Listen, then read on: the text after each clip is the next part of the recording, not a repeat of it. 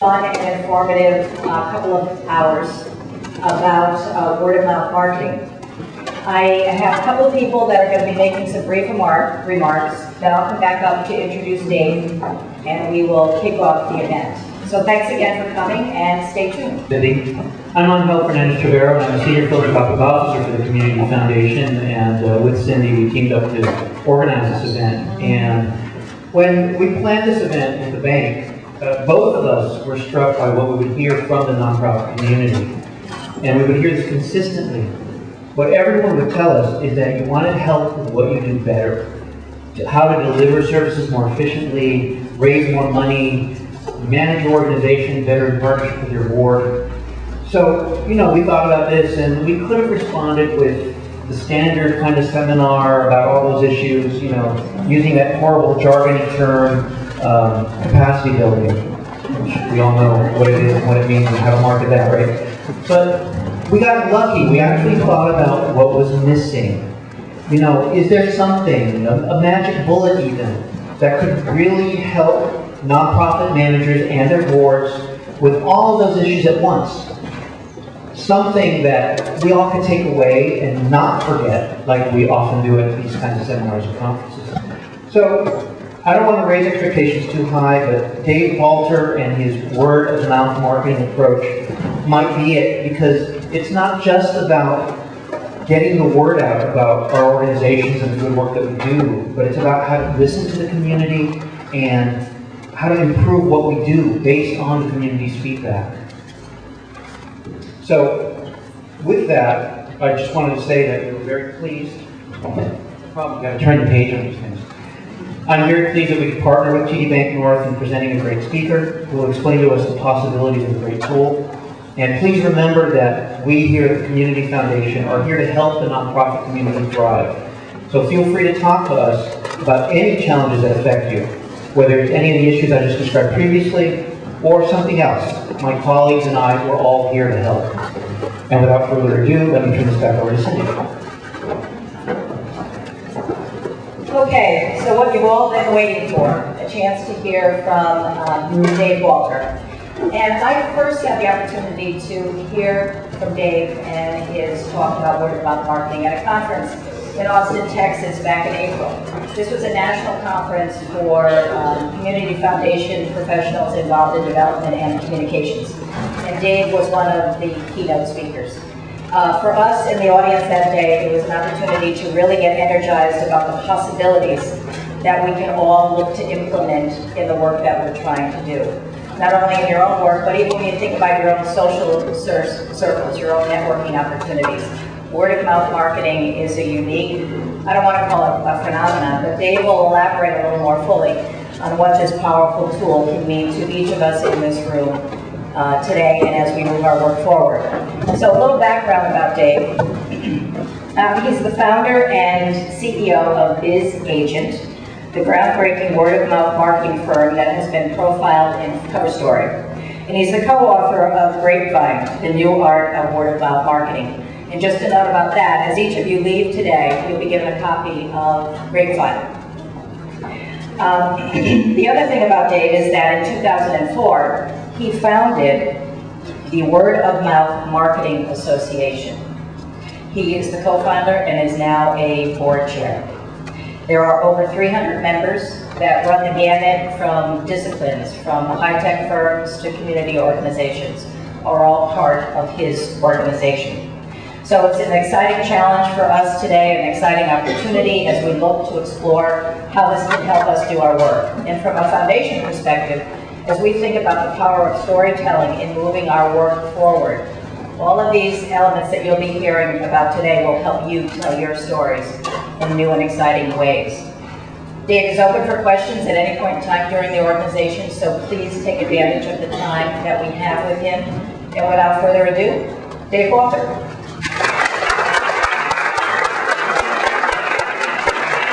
Will it speak? Okay. All right. And then I have a talk here that will run about 35, 40 minutes, and then I hope that people have questions. I got all the time in the world, so ask away. So what I'd like to begin is really where we are today. We're facing the biggest change in marketing we've seen in the last 70 years. The last big change like this was when television was invented. And that change for all of us, for people who are trying to build companies, associations, capacity, is really about learning new tools and technologies about how people are communicating. So marketers need to know about things like blogs, they need to know about mobile media, they need to know about social networking, all these wonderful new tools. One thing that they have to know is word of mouth. So I'm going to spend a little bit of time today talking about what word of mouth is, how it works, who's doing it, how you can manage it, own it, understand it, most importantly measure it, and ultimately how the future is really about using a tool like this. So where we wanted to start today though was a little bit of a definition of terms. I think when we hear word of mouth, what is that? What is this word of mouth thing? So lots of different terms are used to explain this. So the first one I want to start with is viral marketing. Viral marketing, any type of marketing that attempts to use the consumer as a distribution tool. Anyone know who this is? Anyone? Paris Hilton. Paris Hilton. Okay. Anyone seen this before? Yeah. Show of hands. Seen this before? Okay. Five people. Okay. So for those who don't know, this is Paris Hilton. This was a viral video created by a hamburger chain called Carl Jr.'s. Carl Jr.'s or Hardee's had Paris dressed up in a skimpy bikini. She walked around a Bentley washing it, and in the middle of washing it, she ate a hamburger. Now they distributed this on the web, people looked at it, people enjoyed it, they passed it on to each other, and it was Carl Jr.'s way of trying to generate word of mouth about their product. Now this worked. In the world of sort of concept of people sending this to each other, it worked. The problem was, nobody cared about the hamburger. Okay? Some people say viral marketing, the only way it works is to sacrifice the brand for entertainment. Right? So, in a lot of cases, a lot of us are being asked to generate these interesting creative ideas to spread amongst people using the web. We say it's fine, you should do that, but be careful about doing things that people are really going to care about. Hardee's, for what it's worth, their sales were down by 15% during the course of the campaign. When they asked the CEO, he said, well, our sales could have been down 3%, so this was a success. Right? So it really didn't work so well. So what are we talking about here? We're talking about real word of mouth. That is one consumer passing information or a recommendation onto another. That's one person recommending joining an association or becoming part of one of your associations to another. McKinsey says 2/3 of the U.S. economy is influenced by this. This is part of our social fabric. It's how we talk to each other. We share our opinions every day. The question for us is, how do you organize that in a way to use for what you're doing? Some other things about word of mouth you should know. One other term people are talking about a lot is consumer-generated media. Consumer-generated media. Media that consumers are generating. This is a picture of two guys who created their own little media. They used 200 bottles of Diet Coke, 500 Mentos, and they created a Bellagio-like fountain experience for 8 minutes to music. It's pretty fascinating. Now they put this up on this wonderful thing called YouTube, which was just sold for $1.6 billion. It's wonderful. I wish I'd thought of that. So anyone have a guess of how many people downloaded this? They created this themselves, no marketing, no nothing. Anyone want to take a guess? Million? Low or high? Million? Low or high? Well, higher. How much higher? Everyone always comes to me when they do that. 6 million people, right? 6 million people, not a marketing dollar put into this, right? Now, interesting how the companies respond to this. This is a new world. This is happening every day. Mentos sent these guys thousands of packs of Mentos. They created their own contest, create their own. This is really fun, etc. Diet Coke put out a press release. And they said, we don't know why anybody would do anything with Diet Coke except drink it. Pepsi did recently surpass Diet Coke, which is a little hint to this. But, so now the danger of consumer-generated media, this is going to happen no matter what. The danger is that consumers can then take it and do what they want with it. So here's the guy who created his own video. He wanted to do the experiment in his mouth. I'm sorry, I know you're eating. It's just foam, it's okay. But, you never know what's going to happen. And this is out there for everybody to see. So this is one reason why Diet Coke did shy away, but it's certainly something to pay attention to. Next thing, buzz marketing. This is the term that most people confuse with word of mouth. Buzz Any type of event or experience that's intended to get people talking. Anyone recognize this? Show of hands. This is Oprah Winfrey giving away 276 Pontiac G6s on her show in September of 2004. Now people, how many people remember this? Okay, okay. Anyone own a G6 in this room? Okay, good. Okay, so here's what happened with this. She gives away 276 Pontiac G6s. People they love it. It's amazing. Pontiac says it's the best $8 million they ever spent. She wins a Con Gold line for marketing for doing this.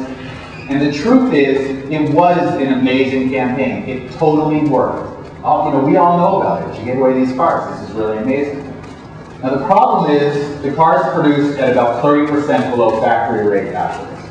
And a lot of people couldn't understand what happened here. So they go back to these consumers who got the cars and say, tell us what's wrong. We gave you this car. What's wrong? And the sort of word that everybody used to explain the car was it sucks.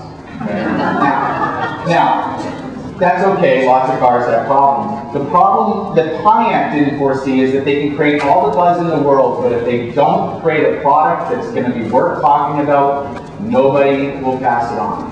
So you can go create buzz, you can make that happen, but in the end it's up to us, each consumer, to share that opinion or idea with somebody else. So make good products, people will talk about it. The last thing I want to talk about before I really get into this is shill marketing. Shill marketing is what I consider the most evil form of marketing on the planet. This is when companies hire actors to pretend they're people they're not, to fool us in our everyday lives. I'm willing to bet that every single person in this room has been had by a shill marketer before and you do not know it. They are very good at making you believe they're just another everyday consumer. Right? Now this is a picture or an illustration of a campaign that was done for Vespa. This was really the first shill marketing campaign that was large scale. They had good-looking models dress up, ride around on their Vespas around major cities. They stopped at cafes. They started chatting somebody up, had a discussion, flirted a little bit, and then handed them their phone numbers. And when people called the phone number, they got a Vespa dealership. Yeah, a lot of upset people out there.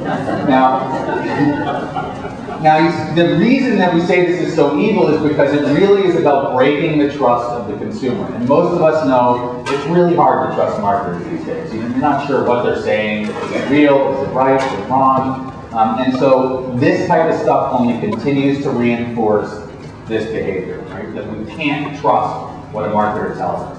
Now that you know about this, you'll probably hear or see a lot of it. There are people who go into bars called leaners. They lean into bars and order drinks. There are people who hang out in Starbucks, recommend stuff. So watch out for these folks. So we decided when we wanted to build a business out of word of mouth that the way we were going to be able to sell it was to measure. So we decided to go out, we went to all these great people and said, can you tell us how word of mouth works? And they came back with something like this. Any statisticians in the room? Okay. They really didn't come back with this. What they came back with was something much better. 15% of every conversation we have has something to do with a product or service. This has zero to do with buzz agents, no organized word of mouth programs, every day.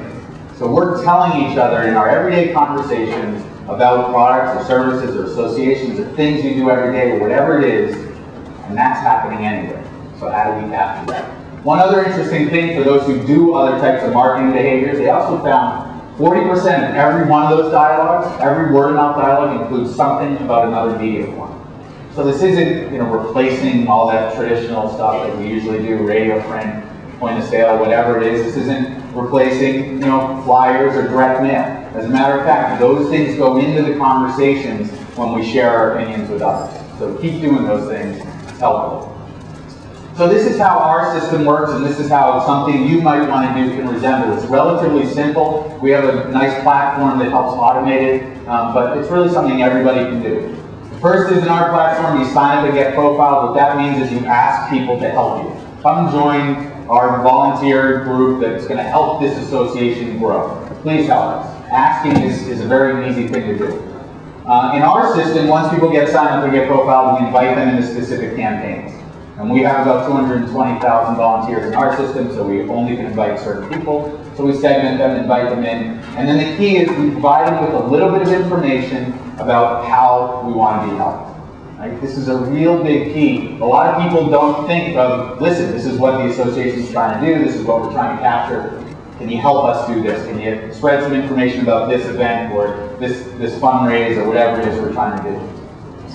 Ask people to help you. We send them out into the world to talk to others openly and honestly, so they don't say that they're not being part of this program. They say, yeah, I'm part of this thing. I'm trying to help this cause or this product or service. And then they come back in, and this is the biggest key. They come back into our system. They fill out what we call a buzz report, where they report their communication with someone else, and they get individualized feedback, appreciation, and support from real people.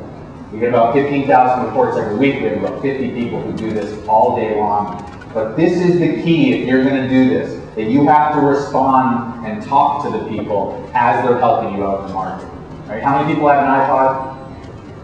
One? Yeah? How many people got that call from Apple for telling everybody else about it?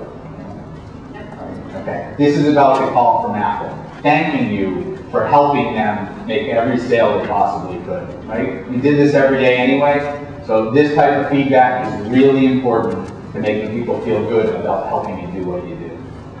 Okay, so some key principles if you're ever going to organize word of mouth. First thing, no scripting. Never tell people what to say, let them have their opinion, let them share it with each other, but never make them repeat a tagline or say something that they don't truly believe. No cash, we're going to go in reverse order, things off. No cash, so we don't pay people to get involved in these programs. Cash changes why people are going to do things. So as soon as you say to somebody, look, I'll give you 50 bucks if you go tell everybody, it's like a job, it doesn't really make sense, we don't feel as good about doing it. Next thing, only volunteers. What's going on here? Only volunteers, so only let people volunteer their time for this. And trust negativity. That was an interesting list. Alright, so trust negativity. Now this is a really big key, right? Because what you do every day, we all know it. We all know it about brands and products and services. It's not perfect. Sometimes things don't go exactly as planned, things have flaws. So when you're asking people to provide their honest opinion, it may not always be the best thing ever. Now, we say trust negativity because the first is you've got to know what people are saying, right? What is someone saying about what we're trying to do?